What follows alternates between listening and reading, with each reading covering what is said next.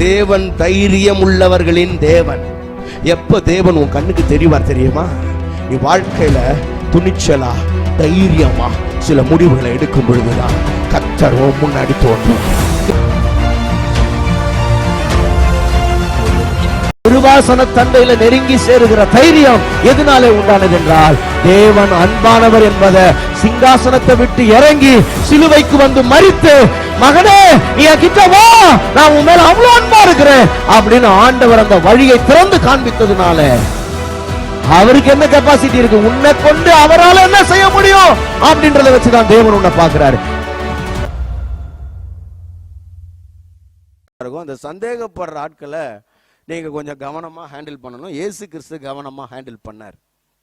ஏன்னா அது அவங்களுடைய ஒரு வீக்னஸ், அவங்களுடைய ஒரு பலவீனம். அவங்களுடைய பலவீனங்களை நாம சரியா புரிந்து கொண்டு அதை சரியா ஹேண்டில் பண்ண கத்துக்கிட்டோம்னா நமக்கு வாழ முடியும் அப்படின்றத ஆண்டவர் நமக்கு ரொம்ப தெளிவா இங்க கற்றுக் கொடுக்கிறார். கவனிங்க, இதை அவர் எப்படி பார்க்கிறாருன்னா, இதை ஒரு பலவீனமா பார்க்கிறார். அவனுடைய ஒரு ஆவிக்குரிய பலவீனமா தேவன் அவனை பார்க்கிறார். எப்படின்னா, சில ஆட்கள் இருப்பாங்க பாருங்க, அடையாளத்தை பார்த்தா தான் நம்புவாங்க. இது அடையாளத்தை பார்த்தா நம்புறதுன்றது ஒரு நல்ல பழக்கம் கிடையாது. எல்லாத்தையும் பார்த்து பார்த்து நம்புறது. பாருங்க, இயேசு கிறிஸ்து சொல்றாங்க, கண்டதுனால என்ன விசுவாசிக்கிற அப்படின்னு சொல்றாரு இல்லையா? அப்ப கண்டு விசுவாசிக்கிறதுக்கு பேர் விசுவாசமே கிடையாது. யூதர்களுடைய புத்தி அது. யூதர்கள் எப்பவுமே அடையாளத்தை கேட்டுக்கிட்டே இருப்பாங்க. மத்தேயு 12ஆம் அதிகாரத்துக்கு நீங்க வந்தீங்கன்னா, அங்க இயேசு கிறிஸ்து இந்த மாதிரி அடையாளத்தை தேடுற ஆட்களை கடிந்து கொள்றார். ரொம்ப கடுமையான வார்த்தைகளை பேசி அவங்கள ஆண்டவர் சாடுகிறத நம்ம பார்க்க முடியும். இந்த பொல்லாத விபச்சார சந்ததியார் எப்பொழுதும் அடையாளத்தை தேடுகிறார்கள் அப்படின்னு சொல்றாரு. யோனாவின் அடையாளத்தை அன்றி வேறொரு அடையாளமும் இவர்களுக்கு கொடுக்கப்படுவதில்லை அப்படின்னு சொல்றார். யோனாவோட அடையாளமே நடந்து முடிஞ்சிச்சுங்க. ஆனா அந்த அடையாளத்தை பார்த்து நம்மால் என்ன பண்ணலைங்க, நம்பல. யோனாவின் அடையாளமே கொடுக்கப்பட்டு அதுவே இப்ப முடிஞ்சிடுச்சு. ஆனா அதை பார்த்தா நம்மளுக்கு இங்க அவனுடைய சந்தேகம் போல பாருங்க. ஆனா இப்ப திரும்பவும் சந்தேகம் வந்திருக்குது. அப்படிப்பட்ட சந்தேகப்படுகிற ஆட்களை இவர் பார்க்கும்போது என்ன பண்றாருன்னா, இவங்களை ரொம்ப ஆவிக்குரிய குழந்தைகளாத்தான் பார்க்கிறார். சில நேரத்தில் சில மக்கள் எப்பவுமே இந்த மாதிரி அடையாளங்களை பார்த்தா தான் நம்புவாங்க. சில ஆட்களுக்கு அற்புத அடையாளங்களை பார்த்தா தான் ஆண்டவர் மேல நம்பிக்கையே வரும். அருமையான தேவனுடைய பிள்ளைகளே, நான் உங்களுக்கு சொல்றேன், அற்புத அடையாளங்களை வைத்து நீங்கள் ஆண்டவரை நம்புவீர்களானால் நீங்கள் இன்னும் ஆவிக்குரிய வாழ்க்கையில குழந்தைகளா இருக்கிறீர்கள் என்று நான் உங்களுக்கு சொல்லுவேன். ஏன்னா கர்த்தர் எனக்கு நன்மை செஞ்சாதான், ஜுரமும் தலைவலியும் போனாதான் அவர் கர்த்தர்னா, சரி உனக்கு ஜுரமும் தலைவலியும் போக வைப்பார், வேற வழி இல்லை அவருக்கும். ஏன்னா நீ இன்னும் ஆவிக்குரிய வாழ்க்கையில குழந்தையா இருக்கிற. ஜுரமும் தலைவலியும் போனாதான் கர்த்தர் கிடையாது. ஜுரமும் தலைவலியும் இருந்தாலும் அவர் கர்த்தர் தான்.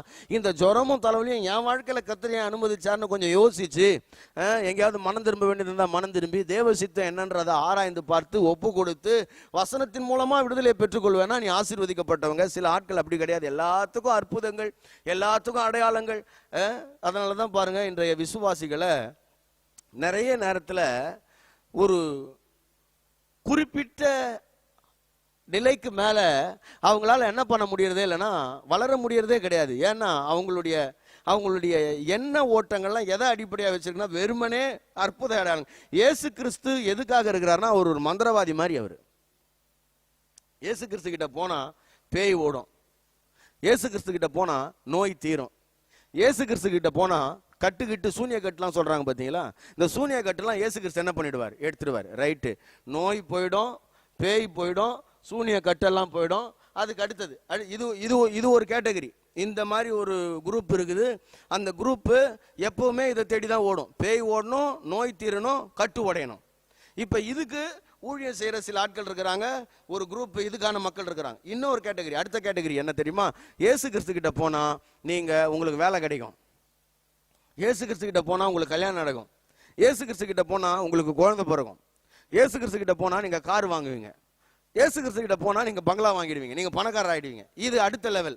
ஸோ இதுக்காக மட்டுமே இயேசு கிறிஸ்து கிட்ட வர்ற ஆட்கள் இருக்கிறாங்க. அப்ப எப்படி இதுக்கு தனியா மினிஸ்ட்ரி பண்ற சில ஆட்கள் இருக்கிறாங்களோ, அதுக்கு அடுத்ததா இதுக்கு தனியா மினிஸ்ட்ரி பண்ற சில ஆட்கள் இருக்கிறாங்க. எப்போ போனாலும் சரி, நீங்க உனக்கு காரு தான், உனக்கு பங்களா தான்.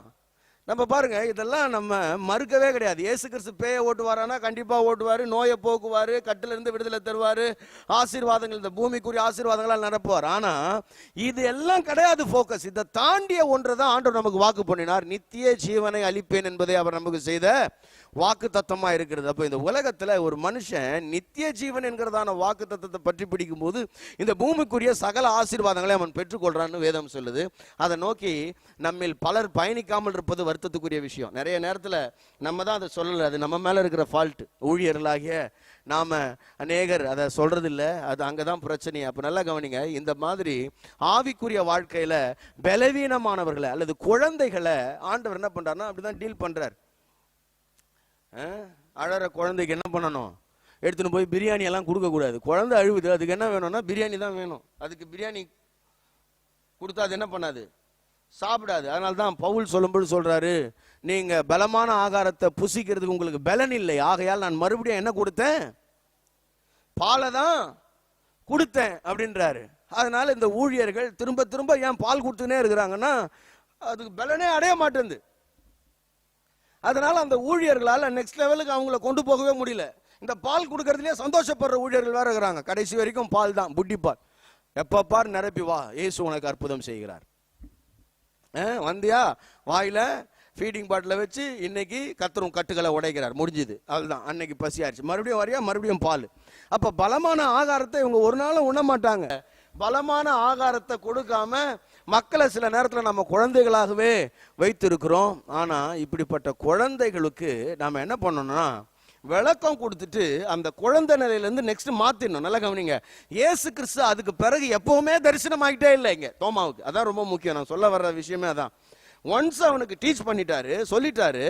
அதுக்கு பிறகு தோமாவை அதுக்கப்புறம் எப்ப பாரு தோமாவுக்கு தரிசனம் ஆகிட்டே இல்லை.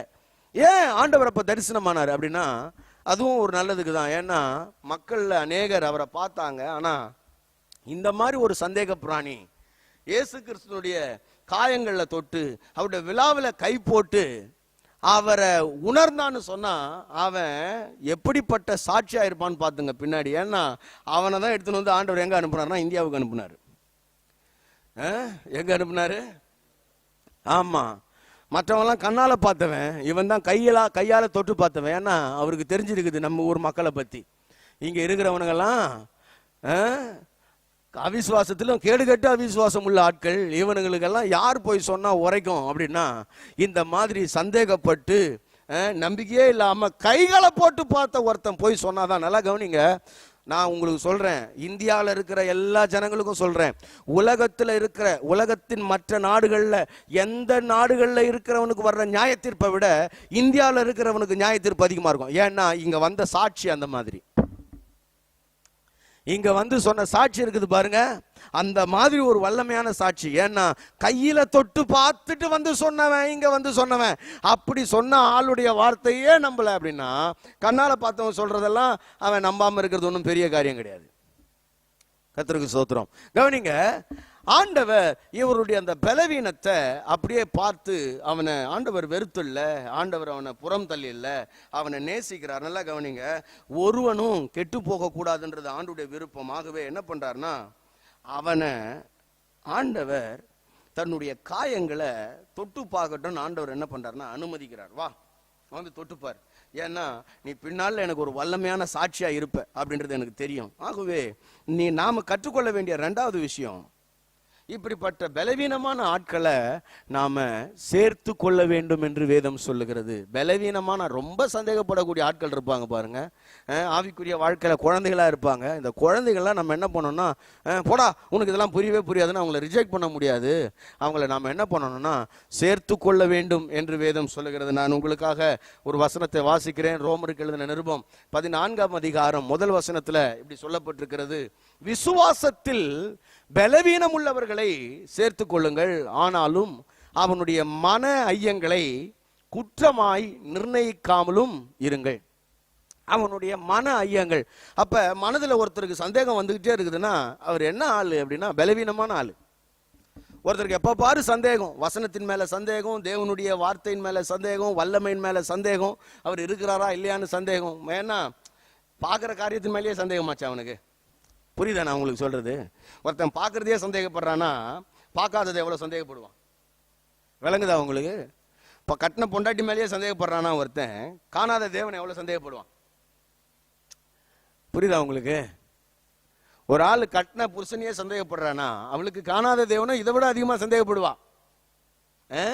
அப்ப அது அவங்களோட பலவீனம். அப்ப அந்த மாதிரி பலவீனமான ஆட்களை நம்ம என்ன பண்ணணும்னா சேர்த்து கொள்ளணுமா. ஆண்டவர் சொல்றாரு, அந்த மாதிரி பலவீனமான ஆட்களை நீங்க சேர்த்து கொள்ளுங்க.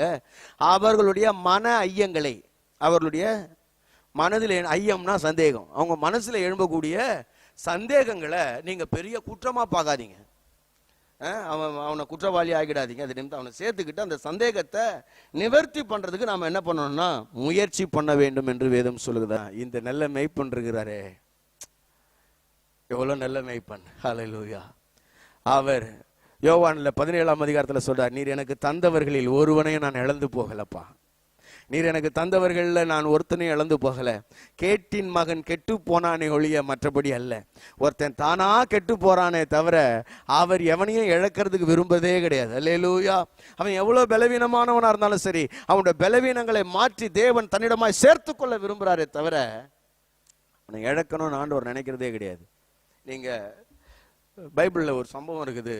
1 சாமுவேல்ல 30ஆம் அதிகாரத்துல தாவீது ஒரு முறை யுத்தத்துக்கு, ஒரு பெரிய யுத்தம் நடக்குது. அந்த யுத்தத்துல என்ன நடக்கும் அப்படின்னா, அமலேக்கியர் வந்து யுத்தம் பண்ணுவாங்க. அப்படி யுத்தம் பண்ணும்போது அங்க யுத்தத்துல ஒரு அமலேக்கியர்கள்கிட்ட ஒரு எகிப்தியன் ஒருத்தன் இருப்பான், வேலையாளா இருப்பான். அந்த யுத்தத்துல இவனுக்கு என்ன ஆயிடும்னா வியாதி வந்துடும். இந்த எகிப்திய வாலிபனுக்கு வியாதி வந்துடும் பாருங்க. வியாதி வந்த உடனே அந்த வியாதி நிமித்தமா இந்த அமலேக்கிய ராணுவம் என்ன பண்ணிடும்னா அவனை போட்டு போயிடும். ஏன் போட்டு போயிடும்னா குவாரண்டைன் பண்ணிட்டாங்க அவனை. உங்களுக்கு புரியும்னு நினைக்கிறேன். இவன் வியாதியா இருந்தா இவனுக்கு சவரசனை யார் செஞ்சுட்டு இருக்கிறது? இவனை பராமரிச்சுக்கிட்டு இருக்க முடியாது, இவனை வச்சுட்டு நம்ம பார்த்துக்கிட்டு இருக்க முடியாது. இவன் வந்தா வரான், வரலாம் போறான்னு சொல்லிட்டு அந்த அமலேக்கியர்கள் என்ன பண்ணிட்டாங்கன்னா அவனை போட்டாங்க பாருங்க. அவனை போட்டு அவனை காலி பண்ணிட்டாங்க. ஆனா தாவீது வர்றாரு. தாவீது வந்தா அந்த எகிப்தியனை பார்த்து, யாரா நீ அப்படின்னு கேட்டா, இல்லை நான் இந்த மாதிரி ஒரு அமலேக்கியன் கிட்ட நான் இருந்தேன், என் எஜமான் என்ன பண்ணிட்டாருன்னா போட்டு போயிட்டாரு அப்படின்னோடனே அவனுக்கு அப்பம், அவனுக்கு வேண்டியதெல்லாம் கொடுத்து அவனை பலப்படுத்தி அவனை ஸ்ட்ரென்தன் பண்ணி கூட கூட்டு போறாரு பாருங்க தாவீது. அதை நீங்க முடிஞ்சா நீங்க குறித்து கொள்ளுங்க. நான் உங்களுக்காக வாசிக்கிறேன். 1 சாமுவேல்ல 30ஆம் அதிகாரத்துக்கு நீங்க வருவீர்களானால், 1 சாமுவேல் 30வது அதிகாரம் 11வது வசனத்திலிருந்து நான் படிக்கிறேன். ஒரு எகிப்தியனை வெளியில் அவர்கள் கண்டு அவனை தாவீதினிடத்தில் கொண்டு வந்து புசிக்க அவனுக்கு அப்பமும் குடிக்க தண்ணீரும் கொடுத்து, அத்திப்பழ அடையின் ஒரு துண்டையும் வற்றலான 2 திராட்சைப்பழ குலைகளையும் அவனுக்கு கொடுத்தார்கள். அதை அவன் சாப்பிட்ட பின்பு அவனுடைய உயிர் திரும்ப அவனுக்குள் வந்தது. நல்லா கவனிங்க, அவனுடைய உயிர் திரும்ப அவனுக்குள் வந்தது. ராப்பகல் 3 நாளாய் அப்பன் சாப்பிடாமலும் தண்ணீர் குடியாமலும் இருந்தான். தாவீது அவனை நோக்கி, நீ யாருடையவன், நீ எவ்விடத்தான் என்று கேட்டதற்கு அவன், நான் ஒரு அமலேக்கியனுடைய வேலைக்காரனாகிய எகிப்து தேசத்து பிள்ளையாண்டான். நான் ஒரு எகிப்தியன், ஆனா அமலேக்கியன் கிட்ட நான் வேலை செஞ்சேன். 3 நாளைக்கு முன் நான் வியாதிப்பட்ட பொழுது என் எஜமான் என்னை கைவிட்டான். பிரைஸ் காட், ஹல்லேலூயா. என் எஜமான் என்ன கைவிட்டான். நான் வியாதிப்பட்ட உடனே என் வியாதி நிமித்தம் என் எஜமான் என்ன கைவிட்டான். என்னுடைய வியாதியோட என்னை சுமந்து கொண்டு போவதற்கு என் எஜமான் என்ன பண்ணல, விரும்பல. எனக்குள்ள ஒரு வியாதி வந்த உடனே அவன் என்னை தூக்கி போட்டு போயிட்டான். இவ்வளவு நாள் நான் அவனுக்கு சேவகம் பண்ணேன், இவ்வளவு நாள் அவனுக்கு நான் பணிவிடைக்காரனா இருந்தேன், இவ்வளவு நாள் அவனுடைய கால்களின் கீழே ஒரு நாயை போல நான் வேலை செஞ்சேன். என்னுடைய எந்த உழைப்புக்கும் என்னுடைய எந்த அர்ப்பணிப்புக்கும் அங்க எனக்கு மரியாதையே இல்லை. என்னுடைய எஜமான் என்னை தூக்கி போட்டு போயிட்டான். என்னுடைய வாழ்க்கையில ஒரு சின்ன வியாதி வந்தது, தூக்கி போட்டு போயிட்டாயா. ஆனா தாவீது என்ன பண்ணான் தெரியுமா? அந்த பலவீனமாய் கிடக்கிறவனை பார்த்து அப்பமும் தண்ணீரும் கொடுத்து அத்திப்பழ அடைகளை கொடுத்து அவனுடைய பலவீனத்தோடு அவனை சேர்த்து கொண்டான். அதனால தான் நீங்க தாவீது கிட்ட வந்தவங்கலாம் எப்படிப்பட்ட ஆட்களாம், தாவீதோட எப்படிப்பட்ட மனுஷன் சேர்ந்து கொண்டாங்க நீங்க பாத்தீங்கன்னா, தாவீதோட வந்தவன்லாம் பலவீனமானவன், முறுமுறுக்கிறவன், கடப்பட்டவன், ஒடுக்கப்பட்டவன், இவன்லாம் தாவீது கிட்ட வர்றாங்க. இவங்களெல்லாம் சேர்த்துக்கிறாரு தாவீது. சொல்றேன், இந்த தாவீதே இப்படிப்பட்ட சுபாவமுடையவர்னா தாவீதின் குமாரனாகிய கிறிஸ்து. ஹல்லேலூயா. ஒருத்தன் வியாதிப்பட்டவன்றதுக்காக அமலேக்கியன் வேணா தள்ளிட்டு போலாம். என்னுடைய மேய்ப்பர், என்னுடைய சேனையின் அதிபதி, என்னுடைய யுத்த வீரன் என்ன ஒரு நாள் என்ன பண்ண மாட்டாரு, அப்படி என்னை விட்டுட்டு போகவே மாட்டார். உன் பலவீனம்னா அந்த பலவீனத்தை மாற்றி, உன்னுடைய காயங்களை கட்டி, உன் வியாதியை மாற்றி, உன்னை எப்படி பலப்படுத்தணுமோ உனக்கு வேண்டிய அப்பத்தையும் உனக்கு வேண்டிய தண்ணீரையும் கொடுத்து உன்னை பலப்படுத்தி கூடவே கூட்டிட்டு போவாரு உன்னுடைய தாவீது. ஆமென், அல்லேலூயா. எத்தனை பேர் அப்படி நம்புறீங்க? அருமையான தேவனுடைய பிள்ளைகளே, உன் பலவீனத்தின் நிமித்தம் உலகம் உன்னை கைவிடலாம், அமலேக்கியன் உன்னை கைவிடலாம், உன்னுடைய உறவுகள் எல்லாம் உன்னை கைவிடலாம். நீ இப்படிப்பட்ட குறைவுள்ளவன், நீ எனக்கு தேவையில்லை, நீ இவ்வளவு நாள் எவ்வளவு சேவை செஞ்சிருந்தாலும் அந்த சேவைகள் எனக்கு ஒரு பொருட்டல்லன்னு சொல்லி உலகம் உங்களை தூக்கி போட்டு போகும். ஆனா ஒரு நாளும் உங்களை தூக்கி போட மாட்டார், உன்னை தூக்கி சுமந்து கொண்டு போவார் என்னுடைய தேவன். கர்த்தருக்கு மகிமை உண்டாவதாக. உன்னுடைய பலவீனங்களை பாராதவர், உன்னை தூக்கி சுமக்கிற ஒரு நல்ல ஆண்டவர் உன்னோடு கூட இருக்கிறார். ஆகவே நீங்களும் நானும் கூட இந்த கிறிஸ்துவை போல, இந்த தாவீதை போல இப்படிப்பட்ட இருதயமுடையவர்களா இருக்கணும். பலவீனத்தின் நிமித்தம் ஒருத்தனையும் நாம எழுந்துடக்கூடாது. அவன் பலவீனனா ஓகேவா, நான் உன்னை தூக்கி சுமக்கிறேன், அவனை தூக்கி சுமக்கிறேன். ஏன்னா நல்ல மேய்ப்பராகிய இயேசு கிறிஸ்துவுக்கு என்றைக்காவது ஒரு நாள் அவர்கள் ஜீவனுள்ள சாட்சிகளாய் மாறிவிடுவார்கள் என்கிற நம்பிக்கையில, என்றைக்காவது ஒரு நாள் தடவியாகிலும் கர்த்தரை அவர்கள் தெரிந்து கொள்வார்கள் என்கிற நம்பிக்கையில. பிரைஸ் காட், ஆமென். இந்த தோமா ஒரு நாள் தடவி தெரிந்து கொண்டானே, விழாவிலே கை போட்டு காயங்களை பார்த்த உடனே மனம் திரும்பினானே, அந்த மாதிரி என்னைக்காவது ஒரு நாள் அவங்க மாறிடுவாங்க, மனம் திரும்பிடுவாங்க, தேவனுக்கு சாட்சிகளாக நிலை நிற்பாங்க என்ற நம்பிக்கையில தான் நாம் என்ன பண்றோம் தெரியுமா? குறையுள்ள மனிதர்கள், தவறு நிறைந்த மனிதர்கள், பலவீனமானவர்கள் மனிதர்களை சுமக்க நாம் பழகி கொள்ள வேண்டும். ஆகவே சபை மக்களே, உன் சபையில் இருக்கிற ஒருவனையும், பலவீனமான ஒருவனையும் நீ இழந்து விடாதே.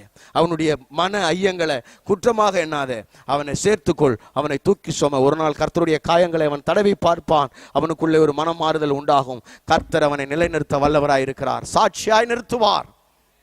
சரி, நேரம் அதிகமா போயிடுச்சு. முக்கியமா மூன்றாவதா இன்னொரு விஷயம் என்னன்னா, இயேசு கிறிஸ்துவ பாருங்க, அந்த அந்த இவனுடைய இருதயத்தின் என்னவோ என்னன்னா அப்படியே ஆண்டவர் அதை செய்யறார்.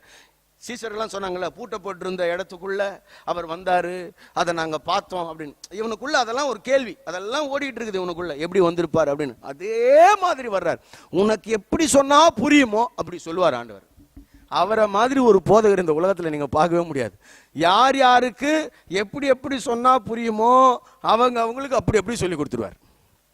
அல்லேலூயா. ஆமா, ஒரு பெஸ்ட் டீச்சர் இருக்கிறாரு. உங்களுக்கு எப்படி சொன்னா புரியுமோ அப்படி அவர் தான் சொல்லி கொடுக்க முடியும். அல்லேலூயா. நான் சொல்லி புரியாததெல்லாம், நான் பிரசங்கம் பண்ணி புரியாததெல்லாம் அவர் ரொம்ப அழகா புரிய வச்சிருவாரு. உங்களை அவர் நடத்துற பாதை இருக்கு பாருங்க, பிரயோஜனமா இருக்கிறவைகளை உங்களுக்கு போதித்து நடக்க வேண்டிய வழியில உங்களை நடத்துகிற கர்த்தர் ஒருத்தர் இருக்கிறார், ரொம்ப அழகா உங்களுக்கு சொல்லி கொடுப்பார். அப்ப தோமாவுடைய இருதயத்தின் எண்ணத்திற்கு ஏற்றபடியே தேவன் என்ன பண்றாருன்னா அவனுக்கு சொல்லி கொடுக்கிறார். பூட்டப்பட்ட அறையில, நல்லா கவனிங்க, டோர் லாக்.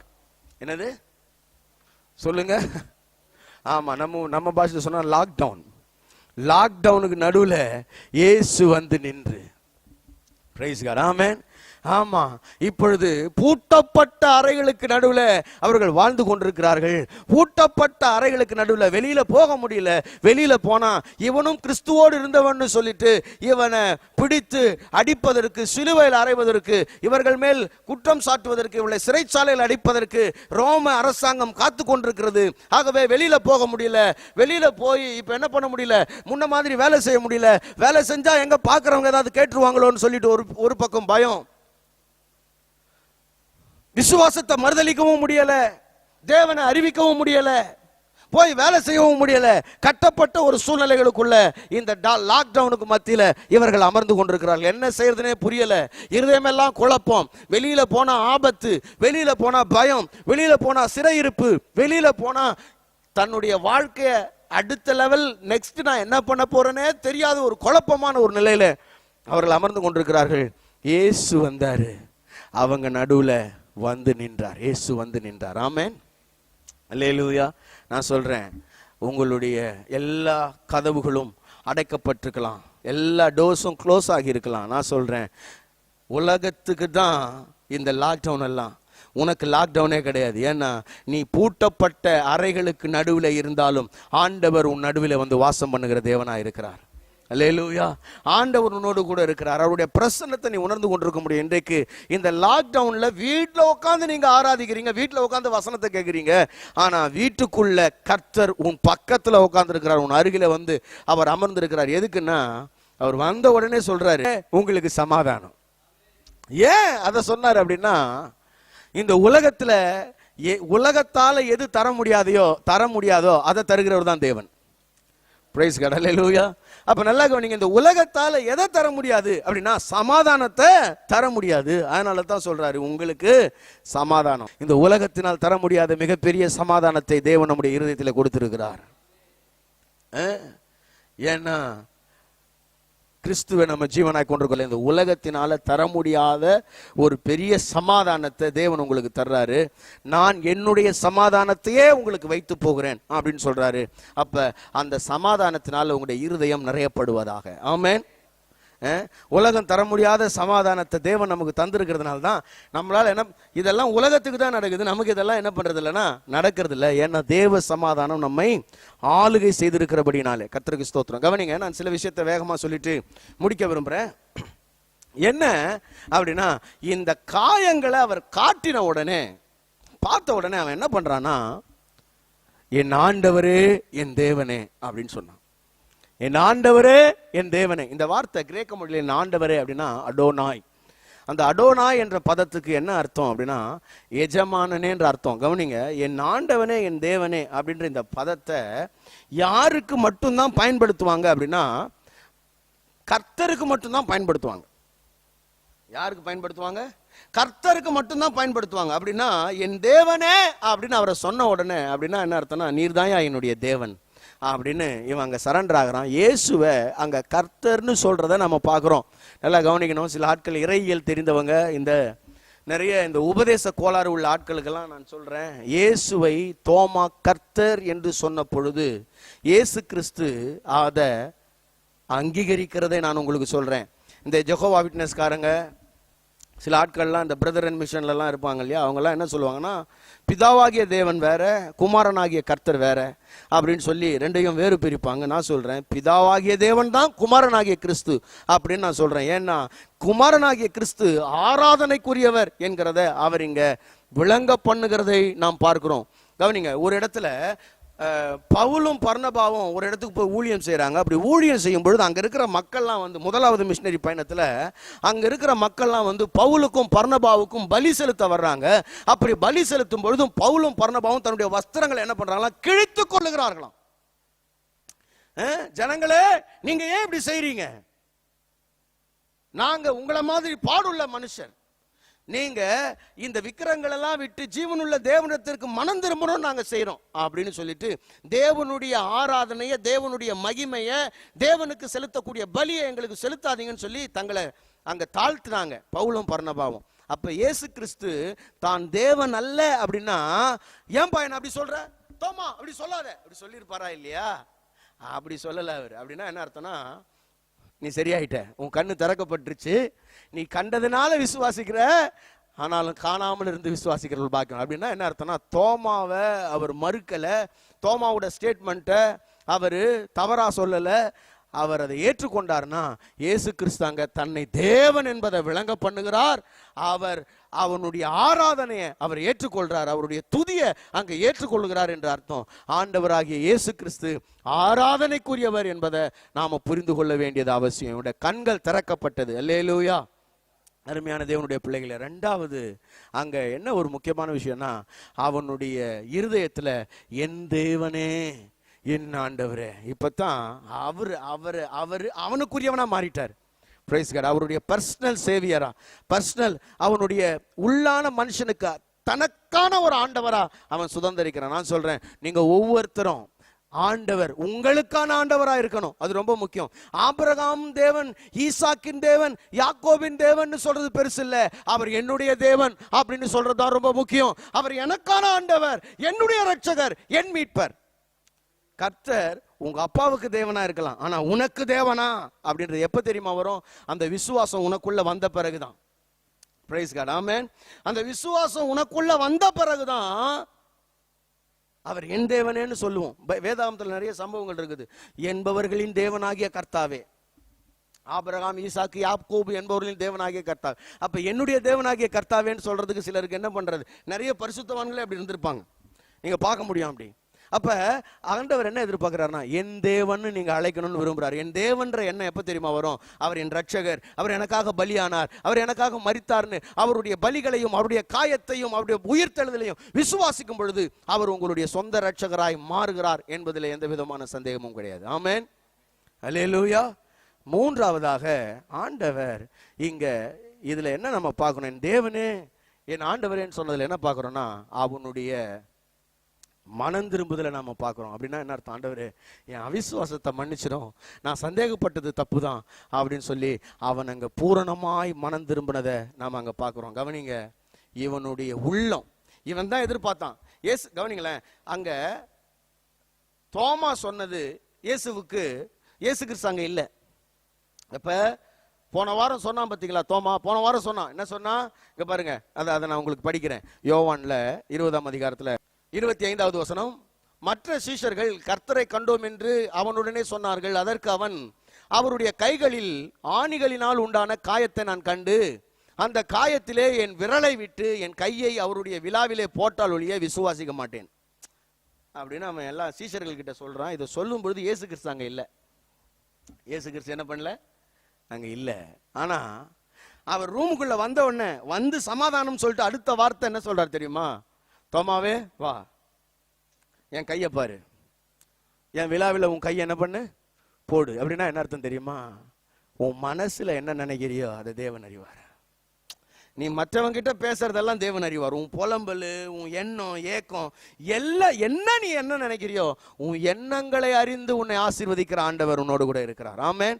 நீ இருதயத்துல நினைக்கிறதெல்லாம் உன் தாட்டு தானா, உன் தாட்டுக்கு ஏற்ற பதில, உன் எண்ணங்களுக்கு ஏற்ற பதில, உன் நினைவுகளுக்கு ஏற்ற பதில ஆண்டவர் உன் வாழ்க்கையில கொடுக்க வல்லவராய் இருக்கிறார். அவன் நினைச்சத ஆண்டவர் என்ன பண்ணார்னா அங்க அவனுக்கு கொடுத்தாரு. அருமையான தேவனுடைய பிள்ளைகளை, நீ நினைக்கிறதற்கும் நீ வேண்டிக் கொள்றதுக்கும் அதிகமா செய்கிற தேவன் ஒருத்தர் உன்னோடு கூட இருக்கிறார். ஆனா அதை செஞ்ச பிறகு என்ன தெரியுமா நீ செய்யணும், ஒரு பூரணமான மனம் திரும்புதல் உனக்குள்ள வந்துடணும். ஒரு பூரணமான மனம் திரும்புதல். அந்த மனம் திரும்புதல் வந்த பிறகு என் ஆண்டவரே என் தேவனேன்னு சொன்னாரு. அப்படி சொன்ன உடனே அடுத்ததா தான் இயேசு கிறிஸ்து சொல்றாரு, கண்டு விசுவாசிக்கிறப்பா அது நல்லதில்லை, ஆனாலும் காணாமல் விசுவாசிக்கிறவங்க பாக்கியவான்கள்னு சொன்னார். அருமையான தேவனுடைய பிள்ளைகளை, காணாமல் விசுவாசிக்கக்கூடிய ஒரு இடத்துல நீங்களும் நானும் இருக்கிறோம். ஆனா காணாமல் விசுவாசிக்கிற நீங்களும் நானும் இந்த தோமாவை காட்டிலும் அதிக பாக்கியவான்களாய் மாற முடியும் என்று வேதம் சொல்லுகிறது. என்னுடைய இறுதியான கன்க்ளூஷன் என்ன தெரியுமா, தேவனை அவருடைய வார்த்தையை ஒரு நாளும் சந்தேகப்படாத. அப்படி சந்தேகப்பட்டனா ஆண்டவர் உன் சந்தேகத்தை மாற்ற வல்லவராய் இருக்கிறார். எப்படியும் அவர் உன்னை தீர்ப்பார், உன் சந்தேகத்தை தீர்த்து உன்னை நடத்துவார். ஆனா நீ ஆசீர்வாதம் பெறுவது தாமதமாகும். கண்டுதான் நீ விசுவாசிக்கணும்னா அதுக்கு இன்னும் ஆண்டவர் டைம் கொடுப்பார். காணாமல் விசுவாசிக்க வேண்டும் என்பதே ஆண்டவருடைய விருப்பமா இருக்கிறது. சபையாருக்கு சொல்றேன், அப்படி யாராவது பலவீனமா இருப்பார்களானால், அவங்களுடைய இருதயம் அவிசுவாசத்தினாலும் இருதய கடினத்தினாலும் சந்தேகத்தினாலும் நிறைந்திருக்குமானால் அவர்களை குற்றவாளிகளா நினைக்காதீங்க. அவங்க ஒரு பலவீனமான பாத்திரங்களாய் நீங்கள் நினைச்சு அவங்கள கூட கூட்டிட்டு போங்க. அவங்களால உங்களுடைய விசுவாசம் பாதிக்கப்படாதபடி பார்த்துக்கோங்க. தேவன் அவர்களுக்கு அப்பத்தை கொடுத்து தண்ணீரை கொடுத்து அவர்களுக்கு ஜீவனை கொடுப்பார். அந்த நாளில் அவங்க உணர்ந்து கொள்ளுவாங்க, என் தேவனே என் ஆண்டவரே என்று உணர்ந்து கொள்ளுவாங்க. அப்படிப்பட்ட நாளுக்காக நம்ம ஜெபிப்போம். எல்லாரும் இருக்கிற இடங்கள்ல கண்களை மூடி ஆண்டவரை நோக்கி பார்ப்போம். ஆராதனை நேரங்கள் ஞாயிறு காலை 7 மணி, மாலை 6:30 மணி. எங்களை தொடர்பு கொள்ள வேண்டிய தொலைபேசி எண்கள் 92-831-6062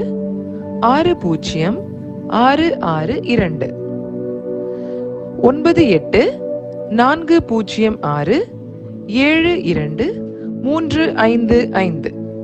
எங்களை தொடர்பு கொள்ள வேண்டிய முகவரி அகாப்பே சபை, எண் 189, EH ரோட், கொருக்குப்பேட்டை, சென்னை 6,21,000.